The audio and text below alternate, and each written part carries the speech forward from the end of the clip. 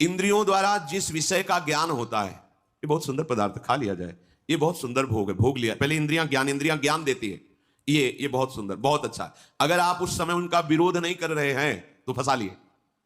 हम बहुत कुछ सहन कर सकते हैं। देखो, अगर आपको जरा सा भी ऐसे अंगूठा दबाया जाए तो आपको कष्ट, आप कहोगे मैं नहीं सहन, लेकिन हाथ टूट जाता है, सहते हो ना? पैर टूट जाता है, सहते हो, जीवित रहते हो ना? भारी से भारी ऑपरेशन, बड़े से बड़ा हो, आप सह जाते हो ना?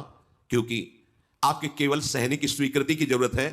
अपने स्वरूप को न कभी कष्ट हुआ न कभी होगा। देह में जितना भी कष्ट आता है वो आपकी स्वीकृति के कारण आपको भासता है।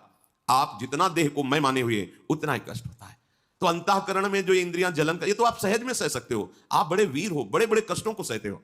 देखो कितना कष्ट होता है मां को जब वो 9 महीने गर्भ को धारण करती है। प्रसव में कितना कष्ट होता है, पर उस सब सह करके अब अपने जरा विचार करो, अगर थोड़ा ज्यादा हो जाए, गैस बन जाए पेट में, तो कैसा लगता है? वो हमें पूरा 9 महीने धारण किए रहे।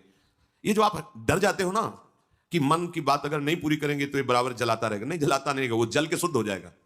अगर मैंने अपने मन और इंद्रियों की बात नहीं की तो मैं जी नहीं पाऊंगा। ये केवल डरा रहा है, तुम जी नहीं, अमर हो जाओगे। अगर ये बात तुम स्वीकार कर लो कि तेरे प्रेरित किए हुए गलत मार्ग में मैं नहीं चलूंगा।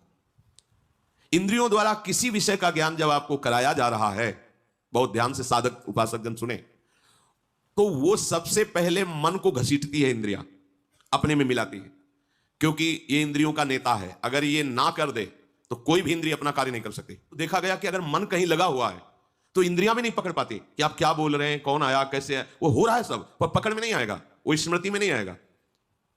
अगर मन अपने साथ हो जाए तो इंद्रियां कुछ नहीं बिगाड़ सकती। पर क्या होता है, विषय का ज्ञान कराने वाली इंद्रियां सबसे पहले मन को अपने में घसीटती। जहां अपने मन में इंद्रियों की प्रीता विषय भोगों में, और वो तीनों एक हुए, और अगर बुद्धि में विवेक नहीं है तो मन तत्काल बुद्धि को अपने अधीन कर लेता है। इस कहने में बहुत देर लग गई, अधीन करने में नहीं लगता। और जहां बुद्धि अधीन हुई तो उस विषय में राग या द्वेष हो जाएगा। प्रतिकूल है तो द्वेष हो जाएगा, अनुकूल है तो राग हो जाएगा। दोनों में जलन होती है। राग में जो हर्ष होता है वो शोक में परिणित हो जाएगा। अगर राग का हर्ष स्वीकार न हो तो शोक छू नहीं सकता। यह अध्यात्म है।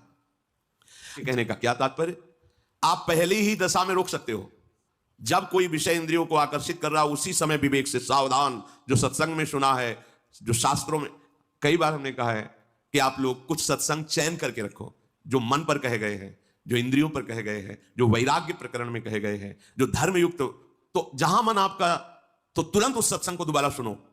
शास्त्र में जो लिखा है वहां तुरंत पहुंचाओ, या सत्संग की बात तुरंत लाओ। नहीं नहीं, ये गलत है, वो संकल्प बनने नहीं पाएगा, वो पूरा सिस्टम घसीट नहीं पाएगा।